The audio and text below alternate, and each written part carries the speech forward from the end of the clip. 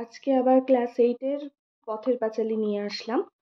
হ্যাঁ, পথের পাঁচালীর 4 নম্বর অধ্যায় অবধি হয়ে গেছিল আমাদের। আজকে আমি পড়াবো তোমাদের 5 নম্বর। 4-এ দেখেছিলাম যে অপুকে তার মা এমন সরি অপুর মা তার অপুর দিদি দুর্গাকে এমন মেরেছিল যে দুর্গার প্রচণ্ড কষ্ট তো হয়েছিল, ব্যথা তো লেগেই ছিল, তার কানের ওখানে একটু রক্তও দেখা দিয়েছিল। কিন্তু তবুও দুর্গা তো আপন ভোলা প্রকৃতিপ্রেমী এবং সবাইকে ভালোবাসে। তো দুর্গার তেমন খুব সে মায়ের প্রতি তার খুব বেশি অভিমান বা রাগ এগুলো কিছু হয়নি। সে আবার পরের দিন পালিতদের বাগানের কথা বলে ভাইকে যে সেখানে যাবে। আচ্ছা, আজকে 5 নম্বর অধ্যায় বা 5 নম্বর চ্যাপ্টারটা পড়ছি। এদিনের ব্যাপারটি এইরূপ ঘটিল।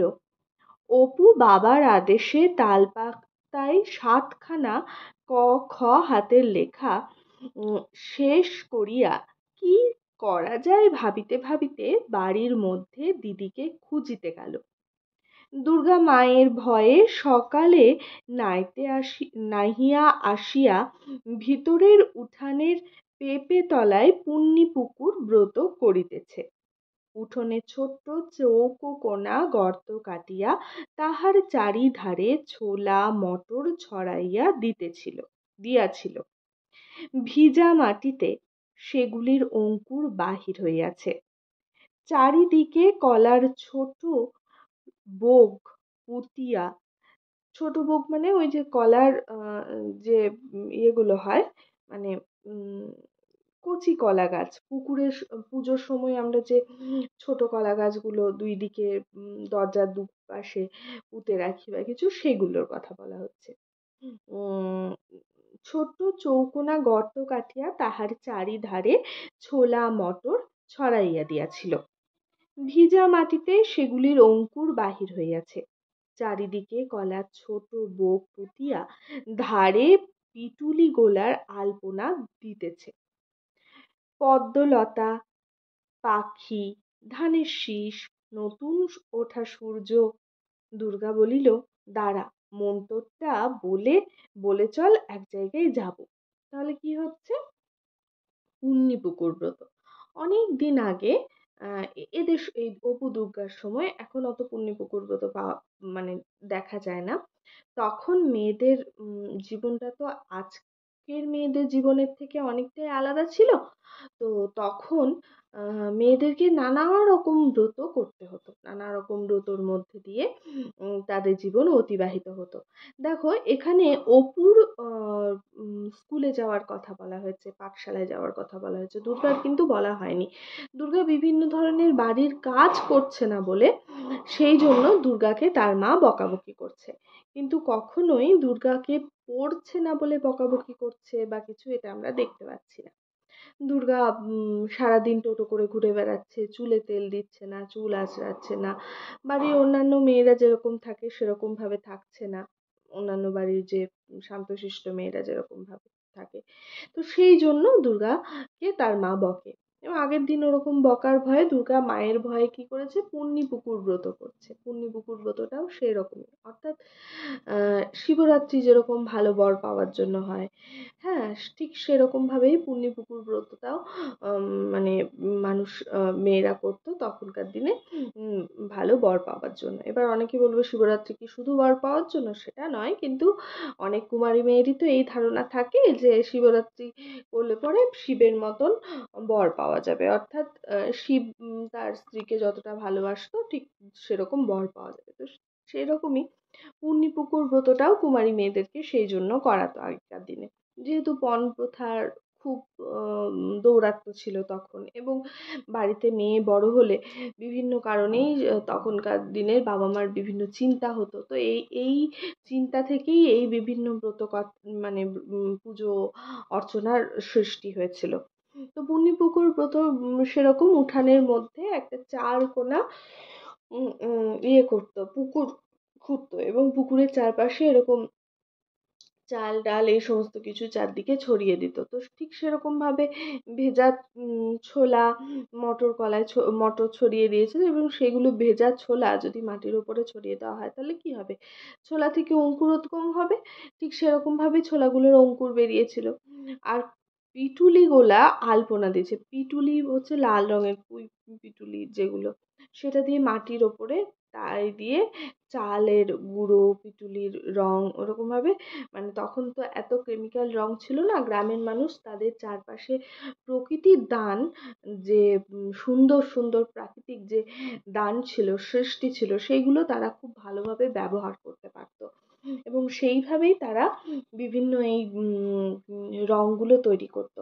তো পিটুলি গোলাটাও ঠিক সেরকম। পিটুলি গুলে মানে চালের চাল, তখন খড়ি টড়ি অতটা পাওয়া যেত না, চাল গুঁড়ো গুলে এই করে তারা এরকম মানে আলপনা ছবি এঁকেছে। কি কি ছবি এঁকেছে? পদ্মলতা, পাখি, ধানের শীষ, নতুন সূর্য, ওটা এরকম। তো দুর্গা কি বলছে, অপুকে বলছে, দাঁড়া মন্ত্রটা বলে নিই, তারপর এক জায়গায় যাব। কোথায় রে দিদি? চল না, নিয়ে যাবো এখন, দেখিস এখন, মানে নিয়ে যাবো যখন তখন দেখবি। পরে আনুষঙ্গিক বিধি অনুষ্ঠান সাঙ্গ করিয়া সে এক নিঃশ্বাসে আবৃত্তি করিতে লাগিল। পুণ্যিপুকুর পুষ্পমালা কে পূজে রে দুপুরবেলা, আমি সতী লীলাবতী ভাইয়ের বোন ভাগ্যবতী। তাহলে সে পুণ্যিপুকুর ব্রত, মানে ব্রত কথার তো একটা গান হয় বা মন্ত্র হয়, ব্রত কথার এই গানের মতন করে দুর্গা এটা এক নিঃশ্বাসে বলে ফেললো। হুম। ব্রত ব্রতানুষ্ঠান শেষ করিয়া দুর্গা বলিল, ও সরি, এখানে একটা কথা বলতে ভুলে গেছি। এখানে যত যে শব্দগুলো, শব্দ চয়নগুলো মানে লেখক ব্যবহার করেছেন, লেখকের যে শব্দ চয়ন, সেগুলো হচ্ছে গ্রাম বাংলার মানুষের মুখ মুখ থেকে নিঃসৃত ভাষা। এখানে অনেক শব্দ চয়নের মধ্যে আমাদের জানা আছে, মানে জানা চেনা শব্দও রয়েছে, আবার কিছু শব্দ আমাদের কিছুটা অচেনাও রয়েছে। যেমন অপু তালপাতায় লিখছিল, যেহেতু তখনকার দিনে তালপাতা লেখার কাজে ব্যবহার হতো। নাইতে, নাহিয়া, নাহিয়া আসিয়া দুর্গা মায়ের ভয়ে সকালে নাহিয়া, নাহিয়া মানে নাইতে কথা থেকে নাহিয়া এসেছে, নাইতে মানে চান করে, তাহলে দুর্গা চান করে এসেছে। হুম। আচ্ছা। ব্রতানুষ্ঠান শেষ করিয়া দুর্গা বলিল, চল, গড়ের পুকুরে অনেক পান ফল হয়ে আছে। ভোদার মা বলছিল বলছিল চল নিয়ে আসি। পান ফল মানে পানি ফল। হুম। কোন কালে গ্রামের আদি বাসিন্দা মজুমদারদের বাড়ির চতুর্দিকে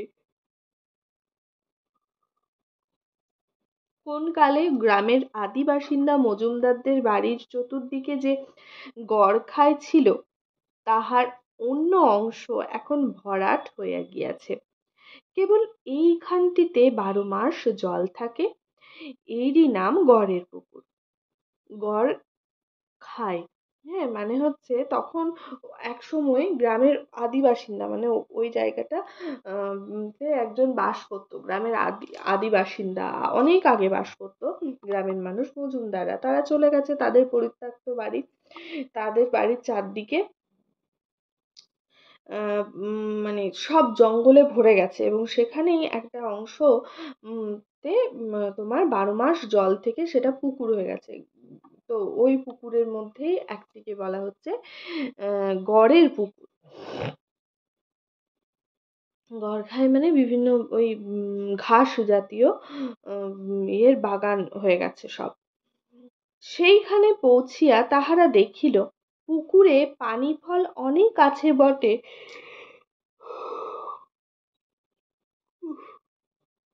সরি, সেখানে পৌঁছিয়া তাহারা দেখিল পুকুরে পানি ফল অনেক আছে বটে, কিন্তু কিনারার ধারে বিশেষ কিছু নাই, সবই জল হইতে দূরে। তাহলে অনেক দূরে পানি ফল রয়েছে, জলের খুব কাছে নেই। দুর্গা বলিল, অপু, একটা বাঁশের কঞ্চি দেখ তো খুঁজে, তাই দিয়ে টেনে টেনে আনবো। পরে সে পুকুর ধারে ঝোপের শেওড়া গাছ হইতে পাকা শেওড়ার ফল তুলিয়া খাইতে লাগিল। অপু বনের মধ্যে কঞ্চি খুঁজিতে খুঁজিতে দেখিতে পাইয়া বলিল, ও দিদি, ও ফল খাসনি? দূর, আজ শ্যাওড়ার ফল কি খায় রে? ও তো পাখিতে খায়। শ্যাওড়া গাছ বলি না আমরা, তো সেই শ্যাওড়া গাছের ফল ও খেতে শুরু করেছে। দূর থেকে তার ভাই বলছে, ও দিদি, খাস না, ওগুলো পাখিতে খায়, ওগুলো কি খায়?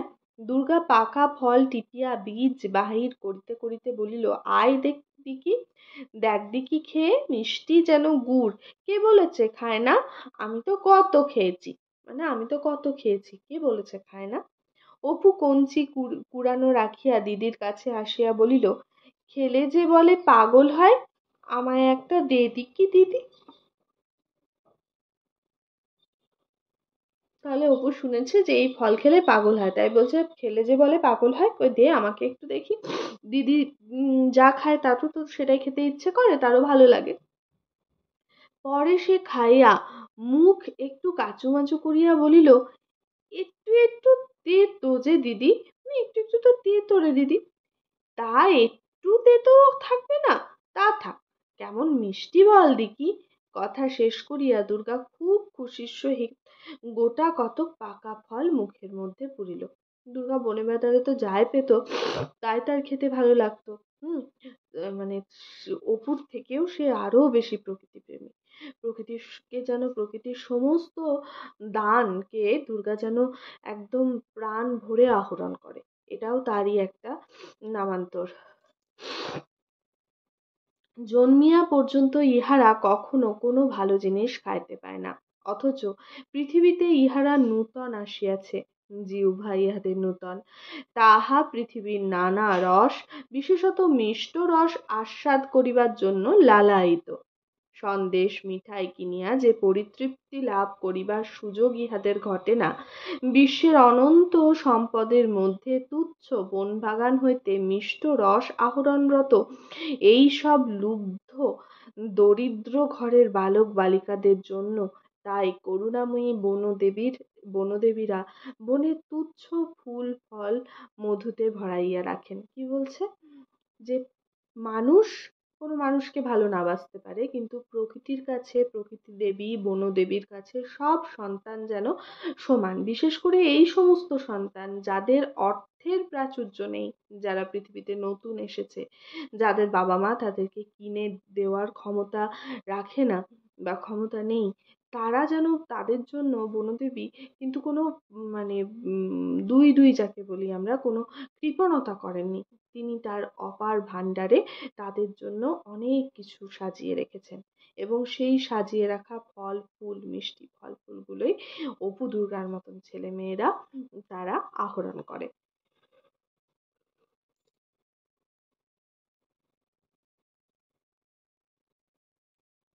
ভাই বোনের কলহাস্যে খানিকক্ষণ ধরিয়া পুকুর প্রান্তের নির্জন বাঁশবাগান মুখরিত হইতে লাগিল। খানিক পরে অপু পাশের একটি শেওড়া গাছের দিকে আঙুল দিয়া দেখাইয়া চেঁচাইয়া বলিয়া উঠিল, দিদি দেখ, কি ওখানে? তারপর সে ছুটিয়া গিয়া মাটি খুঁড়িয়া কি তুলিতে লাগিল। দুর্গা জিজ্ঞাসা করিল, কি রে?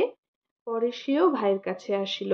অপু ততক্ষণ মাটি খুঁড়িয়া কি একটা বাহির করিয়া কোচর কাপড় দিয়া মাটি মুছিয়া সাফ করিতেছে।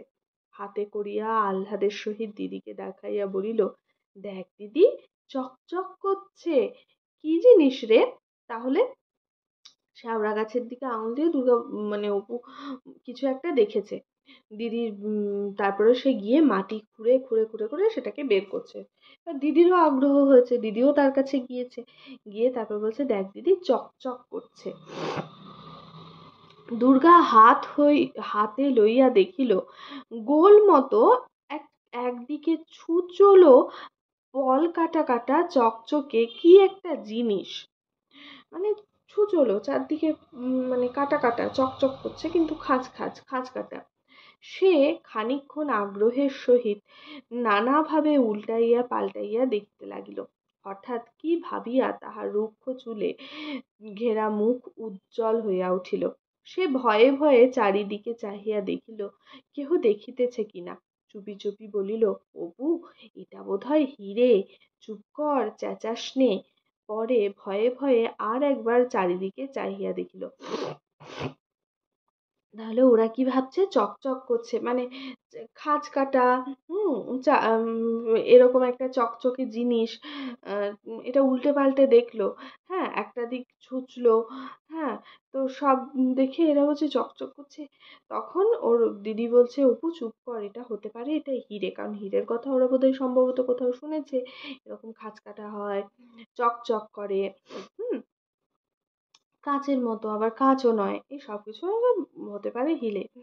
হঠাৎ অপু দিদির দিকে অবাক হইয়া চাহিয়া রহিল। হীরক বস্তুটি তাহার অজ্ঞাত নয় বটে, মায়ের মুখে দিদির মুখে রূপকথার রাজপুত্র রাজকন্যার হীরা মুক্তার অলংকারের ঘটনা সে অনেকবার শুনিয়াছে, কিন্তু হীরা জিনিসটা কিরকম দেখিতে সে সম্বন্ধে তাহার মনে একটু ভুল ধারণা ছিল। তাহার মনে হইত হীরা দেখিতে মাছের ডিমের মতো, হলদে হলদে, তবে নরম নয়, শক্ত। তাহলে অপুও শুনেছে, তার মনে হতো যে হিরেটা মাছের ডিমের মতো, মাছের ডিম যেমন একদম গুড়ি গুড়ি হয় ওরকম, তবে মাছের ডিম যেমন শক্ত হয় সেটা নয়, সরি নরম হয় সেটা নয়, শক্ত। সর্বজয়া বাড়ি ছিল না, পাড়া হইতে আসিয়া দেখিল ছেলে মেয়ে বাড়ির ভিতর দিয়া দরজার কাছে দাঁড়াইয়া আছে। কাছে যাইতেই দুর্গা চুপি চুপি বলিল, মা, একটা জিনিস কুড়িয়ে পেয়েছি আমরা, গড়ের পুকুরে পান ফল তুলতে গিয়েছিলাম মা, সেখানে জঙ্গলের মধ্যে এইটে পোতা ছিল। অপু বলল, আমি দেখে দিদিকে বললাম মা, মানে অপু নিজে দেখেছে, দিদি বলল যে মা আমরা কুড়িয়ে পেয়েছি, দিদি ক্রেডিট নিয়ে নিচ্ছে। এটা হয় না ভাই বোনদের মধ্যে, দুজনের মধ্যে একজন পেয়েছে, একজন ক্রেডিটটা নিয়ে নিতে চাইছে। তখন সে মাকে ভুলটা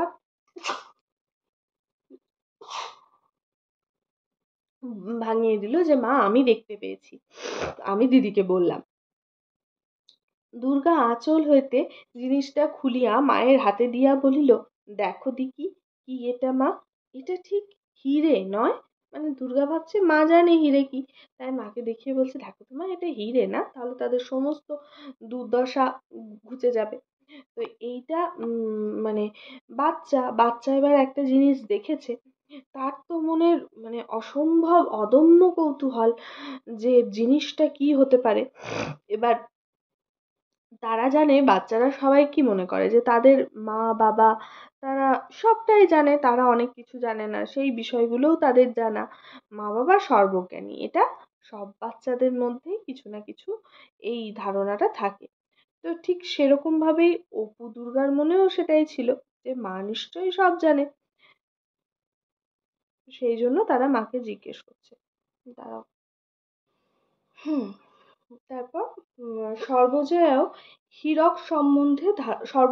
হীরক সম্বন্ধে ধারণা তাহাদের অপেক্ষা বেশি স্পষ্ট নয়। সে সন্নিগ্ধ সুরে জিজ্ঞাসা করিল, তুই কি করে জানলি হিরে? মানে সর্বজয়াও, সেও সাধারণ বাড়ির গৃহস্থ, বলা যেতে পারে গরিব মানুষেরই গৃহস্থ, সে কি করে জানবে যে হিরে কি? তো সে স্বাভাবিকভাবে কৌতূহল বশত মেয়েকে বলছে, তুই কি করে জানলি যে এটা হিরে? দুর্গা বলিল, মজুমদাররা বড়লোক ছিল তো মা, ওদের ভিটের জঙ্গলে কারা নাকি মোহর কুড়িয়ে পেয়েছিল, এটা একেবারে পুকুরের ধারে বনের মধ্যে পোতা ছিল, রোদ্দুর লেগে চকচক করছিল, এ ঠিক মা হিরে। তাহলে দুর্গা তখন এটা বললো, কারণ অনেক গ্রামের দিকে তো অনেক গুজবও পাওয়া যায়, এরকম গুজব রটে যে ওখানে আবার সত্যিও হতে পারে কেউ মোহর পেয়েছিল, আবার এটা গুজব, কারণ হয়তো কেউ একটি মোহর পেয়েছিল, গুজবে হয়ে গেল যে সেটা অনেকে পেয়েছিল, বা একজন অনেক মোহর পেয়েছিল। তো এইসব গুজবের ফলে তারা দুর্গারও মনে হলো যে তারা তো অনেক বড়লোক ছিল, হিরে হতেই পারে, এটা সূর্যের রোদ লেগে চকচক করছিল। সর্বজয়া বলিল, আগে উনি আসুন, ওকে দেখায়। দুর্গা বাইরে উঠানে আসিয়া আহ্লাদের সহিত ভাইকে বলিল, হিরে যদি হয় তবে দেখিস আমরা বড় মানুষ হয়ে যাব, খুব আহ্লাদের সঙ্গে আমরা বড়লোক হয়ে যাব, তাহলে আমাদের আর কোনো দুঃখ থাকবে না। অপু না বুঝিয়া বোকার মতো হি হি করিয়া হাসিল। খানিকটা পরে একটা পুঁটুলি হাতে হরিহর বাড়ি ঢুকিল। সর্বজয়া বলিল, ওগো শোনো, এদিকে এসো তো, দেখো তো এটা কি। হরিহর হাতে লইয়া বলিল, কোথায় পেলে? দুর্গা ঘরের পুকুরে পান ফল তুলতে গিয়েছিল, কুড়িয়ে পেয়েছে। কি বলো দেখি, স্বামীকে জিজ্ঞেস করছে।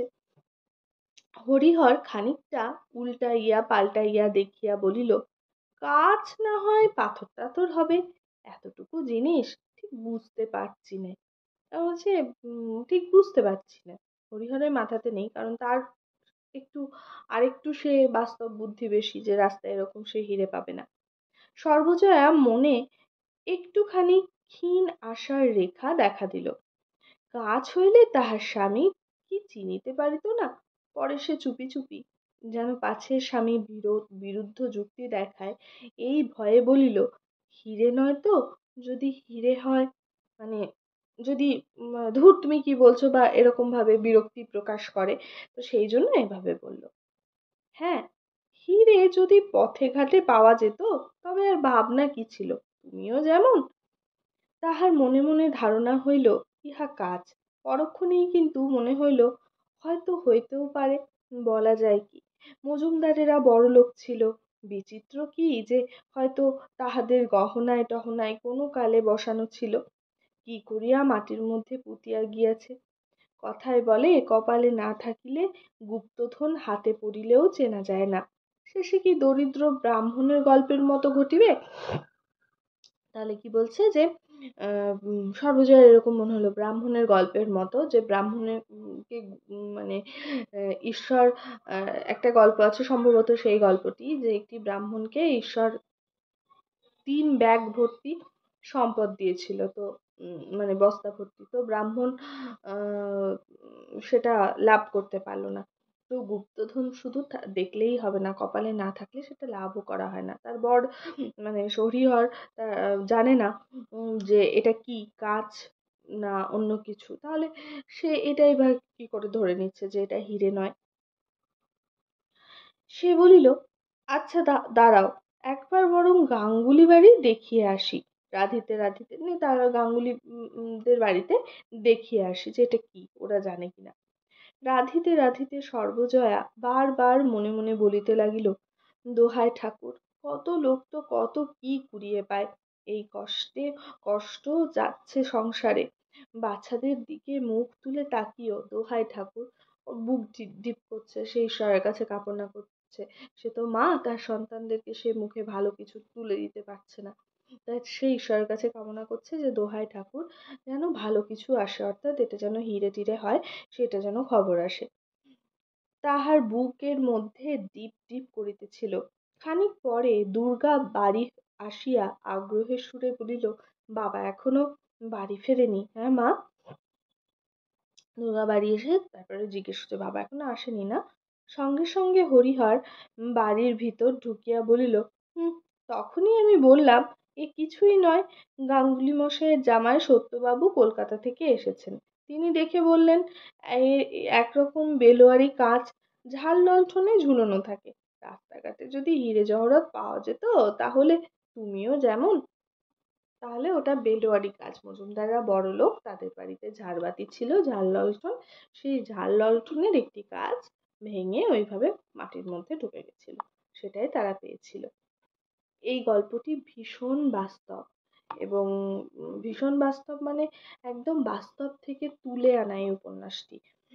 এটা ছোটদের অপুর পাঁচালী, পুরো যে বড় অপুর পাঁচালী সমগ্র রয়েছে, তারপরে অপুর সংসার রয়েছে, অপরাজিত রয়েছে, সবগুলোই ভীষণ বাস্তব এবং খুব খুব ভালো। আমাদের সাধারণ মানুষের জীবন কিভাবে যায়, অতি সাধারণ মানুষের জীবন কিভাবে যায় বা যেত, সেগুলি খুব সুন্দরভাবে তুলে ধরা হয়েছে। আমরা অনেকেই তার সঙ্গে নিজেকে রিলেট করতে পারি।